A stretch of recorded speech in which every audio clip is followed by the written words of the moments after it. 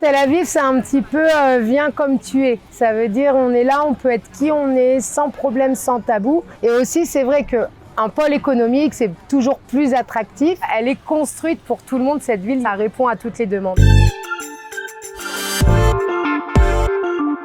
Eve Engelstein, bonjour, merci de nous accueillir à la plage. Bonjour Cathy.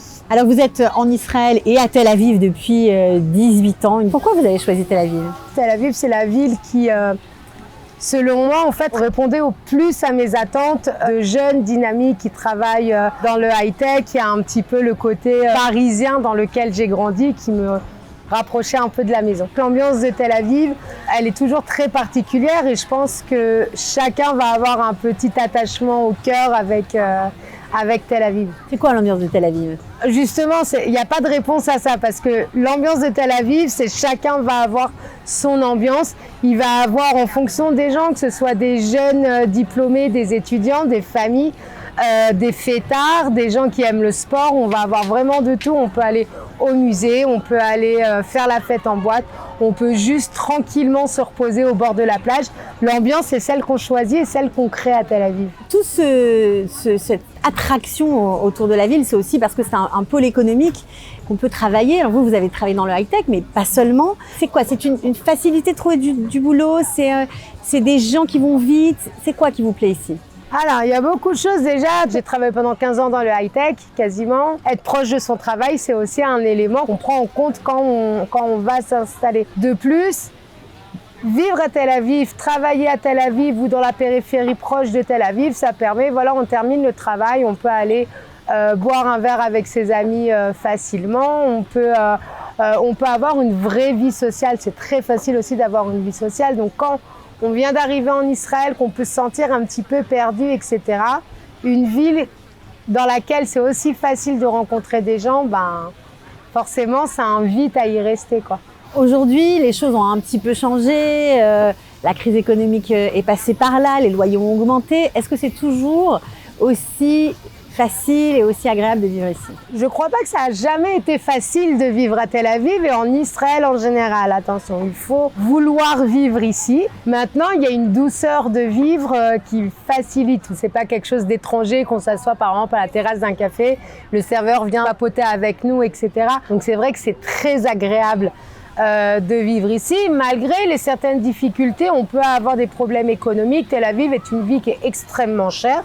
Il ne faut pas l'oublier. Malgré la douceur de vivre, et c'est très agréable, il y a aussi quand même des côtés plus difficiles. Il va y avoir la crise économique qui va passer par là.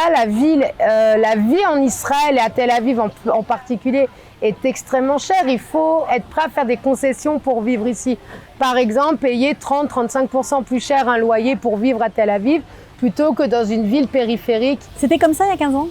Toujours été comme ça, Tel Aviv. Même s'il y a 15 ans, quand je regarde les loyers que je payais il y a 15 ans et ce que je paye aujourd'hui, alors il y a eu une évolution incroyable, mais ce que je payais, qui paraît aujourd'hui pas cher, c'était plus cher que les alentours. Donc c'était comme ça, mais je pense qu'il y avait aussi un peu plus de légèreté, peut-être dans l'ambiance générale de la ville. Alors aujourd'hui, ça a un peu changé pour plein de raisons. On va avoir toute la situation en général dans le pays qui va faire évoluer, qui va changer un petit peu l'ambiance ou l'atmosphère.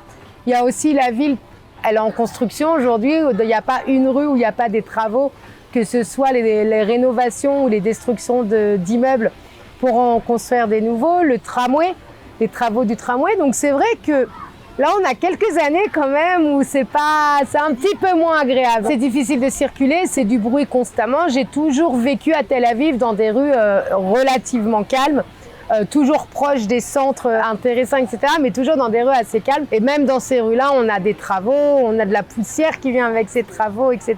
Mais ça promet une Tel Aviv encore plus belle, j'imagine. Cathy, je vous invite dans 5 ans à revenir à Tel Aviv. Tel Aviv, elle sera incroyable. Je vous le promets. Ça veut dire qu'on va avoir des immeubles qui vont être construits à neuf, qui vont avoir des infrastructures qui sont plus agréables au regard. Il ne faut pas oublier que Tel Aviv, elle a été construite dans la précipitation. Alors on a la première partie en 1909 où on a pris son temps avec les petites maisonnettes, mais à partir de 48 et la déclaration de l'indépendance, on va aller de guerre en guerre. Donc forcément, on ne va pas forcément avoir les moyens financiers de construire des maisons ou des immeubles comme il faut. On va construire dans la précipitation parce qu'il faut loger les gens. On va avoir aussi beaucoup de problèmes financiers jusque dans les années 60. Donc on fait comme on dit avec les moyens du bord. Donc on est en 2023, Tel Aviv c'est un pôle économique, c'est la capitale de la Startup Nation. Donc il faut vivre au niveau de ses prétentions, quoi. Est-ce que c'est un bon choix d'après toi pour les familles aujourd'hui? Est-ce que c'est possible de faire son allié en famille à Tel Aviv? Bien sûr, c'est possible de faire son allié en famille. Tel Aviv, elle offre énormément de possibilités pour des jeunes enfants, pour des jeunes couples avec enfants et puis pour aussi des grands enfants aussi. On a des parcs à tous les coins de rue à Tel Aviv, faut pas oublier ça. On a la plage, ça serait bête de pas en profiter avec les enfants. Il y a énormément d'activités.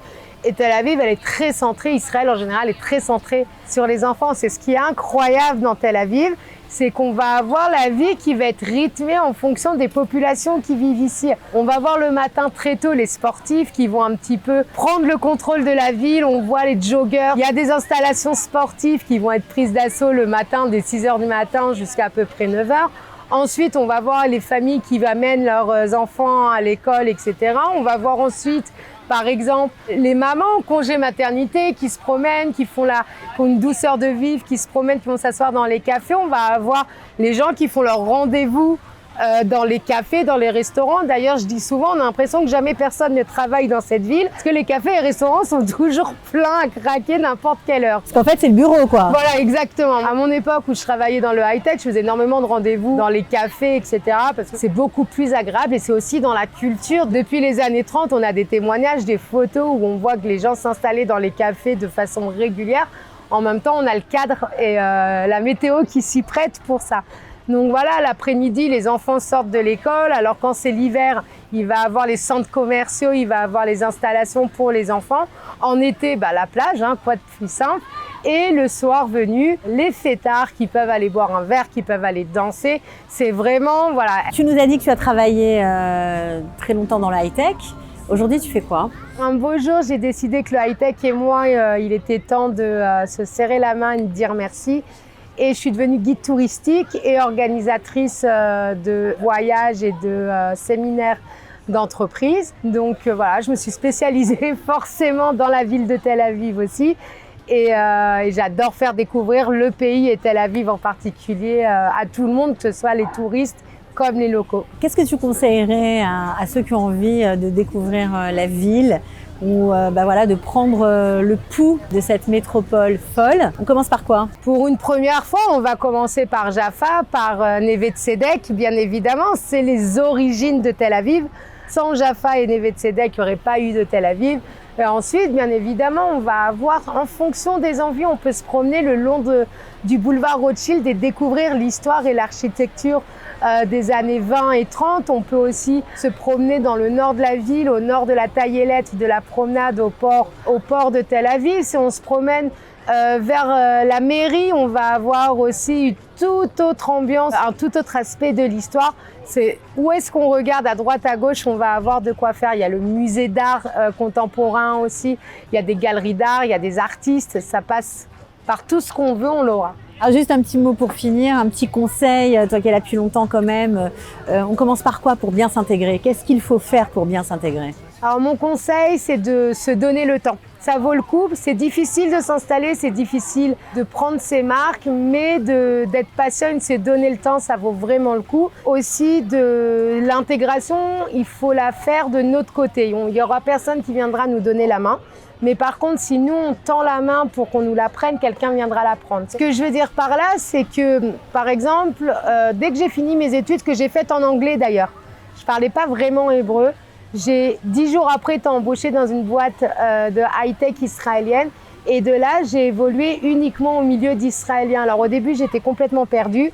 Mais au bout de 3, 4, 6 mois d'immersion totale comme ça et de faire un petit entracte avec la francophonie, c'est ce qui m'a permis de me mettre le pied à l'étrier. Et avec ça, une fois qu'on est sur les rails, le train il roule et il s'arrête plus, quoi. Bon, alors merci. À bientôt pour un petit tour à Tel Aviv alors. Avec plaisir, merci Cathy.